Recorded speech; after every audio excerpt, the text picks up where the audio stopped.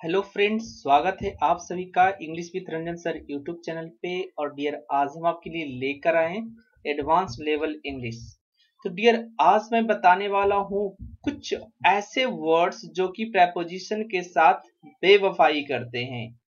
कहने का मतलब है कि पता नहीं चलता कि कब उस शब्द के साथ प्रेपोजिशन आ जाए और कब उस शब्द के साथ प्रेपोजिशन नहीं आए। तो डियर, आज इसी पे हम चर्चा करने वाले हैं। तो चलिए शुरू करते हैं और देखते हैं कि कौन कौन से ऐसे वर्ड्स हैं। तो डियर, सबसे पहले अगर हम बात करें डियर पहले वर्ड्स की, तो पहला वर्ड्स हमारा है डियर अटैक। बहुत ज्यादा इस्तेमाल किया जाता है आपके कॉम्पिटिटिव एग्जाम में, बहुत ज्यादा डियर ये पूछा जाता है अटैक से रिलेटेड क्वेश्चन।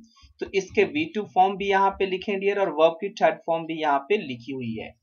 तो डियर, जब हम बात करते हैं अटैक की, तो इसका हिंदी अर्थ होता है आक्रमण करना, किसी पे आक्रमण करना। तो डियर, जब हिंदी मीनिंग होता है आक्रमण करना, तो क्या इसके साथ कोई प्रेपोजिशन लगता है? जैसे चलिए यहाँ पे हमने कुछ सेंटेंसेस लिखे हैं। They attacked on him last night. क्या ये सही है या गलत है? अगर हम पहली नजर में अगर हमें ये स्पोर्टिंग एरर वगैरह में दे दिया जाए, अगर हमें स्पोर्टिंग एरर में दे दिया जाए, तो आई थिंक ये आप आसानी से लगेगा कि नहीं, कुछ इसमें एरर नहीं लग रहा, सुनने में बड़ा ही अच्छा लग रहा है। They attacked on him last night. But dear, ये वाला सेंटेंस गलत है। रिमेंबर दैट अटैक के साथ इस स्थिति में जब अटैक अपने आप को नॉर्मल पोजीशन में रख के आता है, तो इसके साथ कोई भी प्रेपोजिशन नहीं लगता है। पॉइंट याद रखेंगे कि अटैक एक जब नॉर्मल वर्ब के जैसा इस्तेमाल होता है, तो इसके साथ हम डायरेक्ट ऑब्जेक्ट को रखते हैं। इस बीच में वर्ब और ऑब्जेक्ट के बीच में, ये ऑब्जेक्ट के बीच में कोई भी प्रेपोजिशन का इस्तेमाल नहीं होता है। सो फर्स्ट सेंटेंस हमारा गलत है और सेकंड सेंटेंस हमारा सही है। सेम तरीके से dear, the robber attacked at my friend. अब यहाँ पे एट प्रेपोजिशन यूज किया गया है, इसी तरह से यहाँ पे ऑन किया गया है। इट मींस ये जो जनरल कॉमन प्रेपोजिशन है जो आपको दिए जाते हैं फंसाने के लिए, तो डियर चलिए ये भी इस्तेमाल नहीं होगा। सो सेंटेंस हमारा ये वाला सही होगा और ये हमारा गलत होगा।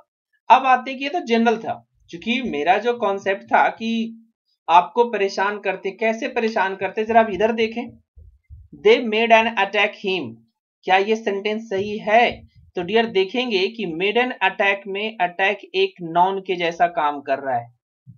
देखिए, समझने वाली बात थी कि यहाँ पे डियर ये वर्ब का काम कर रहा था, बट यहाँ पे ये एक नॉन का काम कर रहा है। एंड इन दिस सिचुएशन यहाँ पे एक प्रेपोजिशन चाहिए, दैट इज रिटन हियर। सो पहला सेंटेंस गलत हो गया और दूसरा सेंटेंस आपका सही हो गया। They made an attack on him. तो अब इस कैसे याद करना है डियर? सिंपली आपको याद करना है कि अगर अटैक आ रहा है, ठीक है, अटैक आ रहा है नॉर्मल एक वर्ब के जैसा, तब इसके साथ कोई भी प्रेपोजिशन नहीं लगेगा। लेकिन जब इसी अटैक को हम वर्ब ना कह करके नॉन के जैसा इस्तेमाल करेंगे, तब ऑन लगेगा और इसके साथ फ्रेज यहाँ पे, सॉरी एक सेकेंड, तो डियर एक सेकेंड ये देखेंगे। तो यहाँ पे आपको पता चला कि अटैक somebody with something। अगर कोई चीज से कोई व्यक्ति अगर आक्रमण करता है डियर, तब उसके साथ लगा लग सकते हैं, like with a knife, with a dagger आप यूज कर सकते हो, विद अ स्टिक। अगर कोई किसी चीज पे अटैक करता है और किस चीज के साथ अटैक करता है, तो चीज के साथ तो अब विद लगा सकते हैं, लेकिन अटैक के साथ जो ऑब्जेक्ट आएगा डियर, इस ऑब्जेक्ट के पहले कोई प्रेपोजिशन आप नहीं लगाएंगे। नेक्स्ट है दूसरा पॉइंट जो आपको याद रखना है, मेक एन अटैक ऑन। अब देखेंगे मेक एन अटैक एक फ्रेज बना दिया गया है, इसके साथ ऑन प्रेपोजिशन आता है, देन आपको somebody आता है। आई होप आपको पूरे अच्छे से समझ में आ गया होगा। दूसरा आते हैं डियर, दूसरा हमारा डियर ऑर्डर, ऑर्डर्ड, ऑर्डर्ड। ये आपका V2 फॉर्म है, ये आपका वर्ब की थर्ड फॉर्म है। तो लाइक क्वेश्चन पे डायरेक्ट आते हैं। She has ordered to her servant to cook kheer today. उसने अपने सर्वेंट को ऑर्डर दिया कि खीर आज बनाओ, ठीक है, या प्रिपेयर कर सकते हैं, मेक कर सकते हैं। तो डियर ये सुनने में और एक झटके में जब आप पढ़ के निकलेंगे डियर, तो कहीं भी आपको कोई दिक्कत नहीं लगेगा। बट रिमेंबर दैट ऑर्डर अपने साथ कोई भी प्रेपोजिशन नहीं लेता है। सो यहाँ पे इसे हटाना पड़ेगा और हटा करके सही सेंटेंस जो होगा वैसे लिखा जाएगा, she has ordered her servant to cook kheer today. कि उसके सॉरी अपने सर्वेंट को ऑर्डर दिया कि आज क्या बनाया जाए, खीर बनाया जाए। नाउ नेक्स्ट, तो पहला प्रेपोजिशन जो आपको दिया जाता है प्रॉब्लम के साथ हो रहा था to, he order to somebody, ठीक है।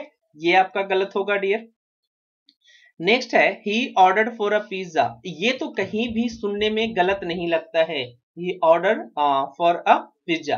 अब इसमें अगर साउंड की बात करें डियर तो यहाँ पे टी रहता है, पिज्जा थोड़ा सा इस तरह के साउंड निकलता है यहाँ पे, ही ऑर्डर्ड फॉर अ पिज्जा। अब यहाँ पे बात आती है कि कहीं से, आई होप कि आप किन्हीं से पूछेंगे ऐसे डायरेक्टली, अगर वो जनरल इंग्लिश पढ़ते हो तो यहाँ पे उनको कहीं भी कोई दिक्कत नजर नहीं आता है, तो डियर फॉर प्रेपोजिशन नहीं होगा। सो ऑर्डर के साथ क्या देखा, अब इधर फाइनली हमारा निकल के आता डियर ये सेंटेंस गलत है और ये सेंटेंस हमारा सही है। फाइनली निकल के आता है यहाँ पे जो याद करने वाली बात है कि ऑर्डर के साथ अगर हमें somebody लिखना हो तो हम डायरेक्ट लिखेंगे, मतलब ऑब्जेक्ट के रूप में हम डायरेक्ट लिखेंगे। अगर ऑर्डर के साथ कोई चीज भी लिखना हो तो वो भी डायरेक्ट आएगा। तो कहने का फाइनल कंक्लूजन जो निकल के आया डियर कि अगर ऑर्डर के साथ somebody हो ऑब्जेक्ट के रूप में या something हो ऑब्जेक्ट के रूप में, ये दोनों को हम बिना प्रेपोजिशन के लिखेंगे। लेकिन जब फर्स्ट वाले की बात करते हैं डियर तो फर्स्ट वाले में लिखा है कि अगर आगे किसी को आपने ऑर्डर दिया कि कुछ करो, तो ये कुछ करो के पहले ये टू आएगा, एक्चुअली ये प्रेपोजिशन नहीं होता, इसको मैं समझा दूं आपको। ये होता है डियर इन्फिनिटिव पार्टिकल, इसको कहते हैं हम, इन्फिनिटिव का एक छोटा सा टुकड़ा, एक अंश होता है। सो ये प्रेपोजिशन नहीं होता, ये मान के चलेंगे टू डू समथिंग, मतलब कुछ करने के लिए, ठीक है। लाइक अगर मैं एक सेंटेंस बनाऊं, इस वाले को अगर मैं आगे कंटिन्यू करूं dear, like she has ordered, she has ordered her servant to, sorry बनाने की जरूरत नहीं थी डियर, यहाँ पे लिखा हुआ था टू कुक, यहाँ पे लिखा हुआ। सो ये टू प्रेपोजिशन नहीं है, इस माइंड करेंगे कि ये इन्फिनिटिव पार्टिकल है। आई होप दूसरा भी आपको क्लियर हो गया होगा।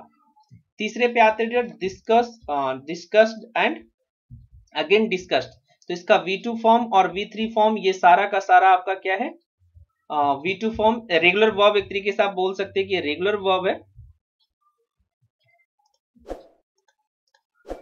तो रेगुलर वर्ब में कैसे काम करता है कि ये V2 और V3 दोनों सेम होता है। चलिए अब आते हैं discussed, she has discussed about her problem with me, she has discussed about her problem with me. तो डियर देखेंगे कि सुनने में जो भी मैंने वर्ब लिया ना डियर, ये सुनने में कहीं से भी आपको गलत नहीं लगता है। सो ये गलत सेंटेंस है डियर, यहाँ पे डिस्कस के साथ अबाउट प्रेपोजिशन नहीं आएगा। लेकिन सुनने में अगर आपने सीखा नहीं है डियर तो ये दिक्कत आपको होगा ही होगा। She has discussed her problem with me, तो यहाँ पे क्या निकल के आया कि डिस्कस के साथ अगर कोई सब्जेक्ट ऑब्जेक्ट के रूप में आ रहा है तो डायरेक्ट आएगा, मतलब सिंपली हम इसको कहते हैं ट्रांजिटिव वर्ब एक तरीके से, ठीक है।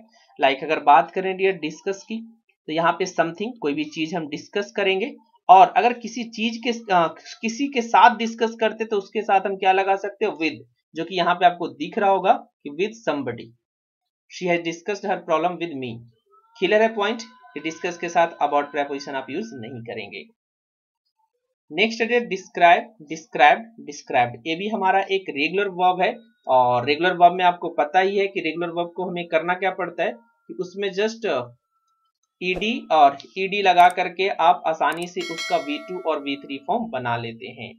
तो जैसे देखेंगे she always describes dear, she always describes, let me complete, sorry इसको मैं सही कर देता हूँ सो डेट एक गलत ना हो, जस्ट लेट मी ऐड इस, ओके नाउ आई होप ये कंप्लीट हो गया।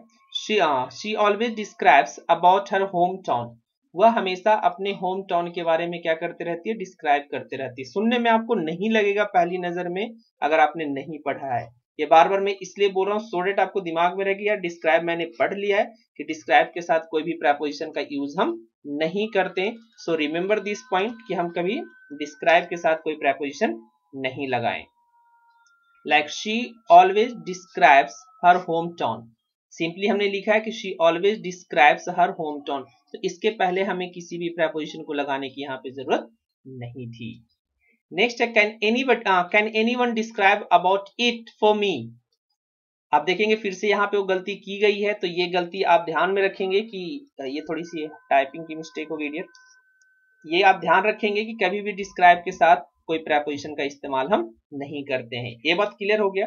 तो मेन बात जो आपको याद रखने योग्य है वो देखेंगे कि डिस्क्राइब के साथ कोई चीज आएगा तो डियर वो साथ साथ आएगा, बीच में कोई प्रेपोजिशन का लेना देना नहीं होगा।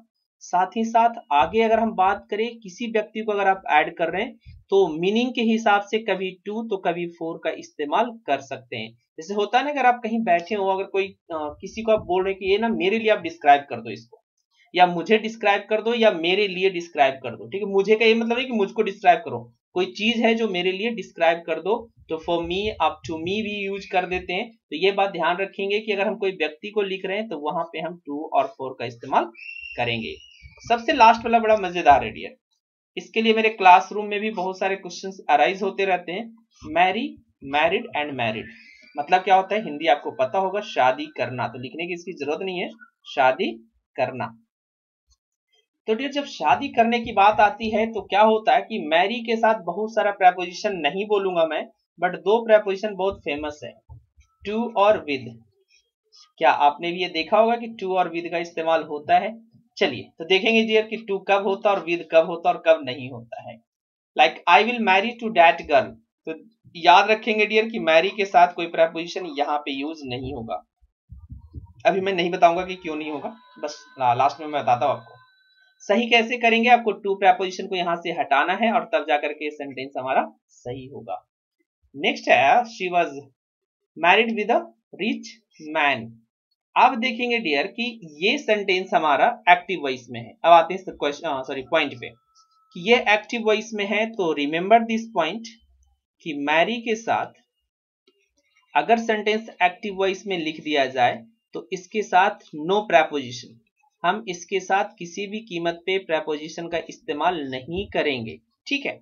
अब बात करते हैं सेकेंड पॉइंट कि अगर मैरी को, ठीक है, पैसिव वॉइस में लिख दिया जाए, ठीक है, किस वॉइस में, पैसिव वॉइस में लिख दिया जाए, तो ये अपने साथ हर हालत में सिर्फ और सिर्फ टू प्रेपोजिशन ले सकता है, विद ये किसी भी हालत में नहीं लेगा।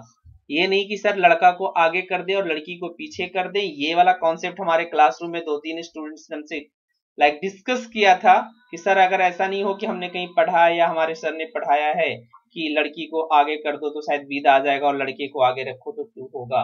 तो डियर ऐसा कहीं भी किसी भी किताब में किसी भी बुक में लिखा हुआ नहीं है। तो चलिए डियर, तो यहाँ पे आपको समझ में आया कि यहाँ पे फर्स्ट वाले एक्टिव वॉइस में से टू कट गया, पैसिव वॉइस वाले से विद कट गया, ठीक है। बट पैसिव वॉइस में हमें क्या रखना पड़ा, टू रखना पड़ा, क्योंकि ये सेंटेंस किस में दिया हुआ है, पैसिव वॉइस में दिया है। ये आपका पैसिव वॉइस में था, तो दोनों में क्लियर हो जाना चाहिए कि पैसिव में हम टू लगाते हैं, विद नहीं लगाते हैं। एक्टिव में कोई प्रेपोजिशन नहीं आता है, चाहे आप जैसे लिखे, लड़का को आगे लिखे, लड़की को पीछे लिखे, जैसे आपकी मर्जी हो डियर लिखे, कोई दिक्कत नहीं है। नेक्स्ट एक हम फ्रेज बनाते हैं डियर, गॉट मैरिड, मतलब हम बनाते हैं गेट मैरिड, ठीक है। जब हम गेट मैरिड की बात करते हैं तो इस पे ध्यान रखने की जरूरत है, सिंगल इसका यूज होता है। सिंपली जब आप ये बताते हैं ना उसमें आप डिस्क्राइब नहीं करते हैं कि किससे शादी होगा, जनरली हम यही करते हैं, बट कहीं कहीं आपको मिल जाएगा। अगर आप फॉरेन राइटर की बुक पढ़ते हैं तो she got married to Mohini, देखें अगर एक्टिव में आपको टू यूज करना है डियर तो आपको क्या यूज करना पड़ेगा, गेट मैरिड टू।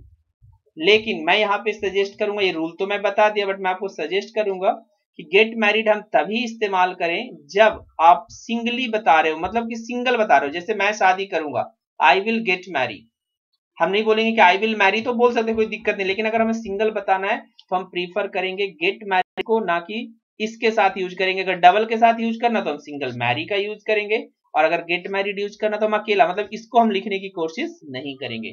बट अगर लिखना चाहते हैं तो इसके साथ प्रेपोजिशन कौन आता है, टू आता है, ना कि विद आता है। आई होप आज प्रेपोजिशन और इस वर्ब का लेना देना जो था आप लोग को अच्छे से समझ में आया होगा। तो वीडियो को लाइक, शेयर, और अगर अभी तक आपने सब्सक्राइब नहीं किया है तो प्लीज सब्सक्राइब कर लीजिए। और जाते जाते जय हिंद, जय भारत।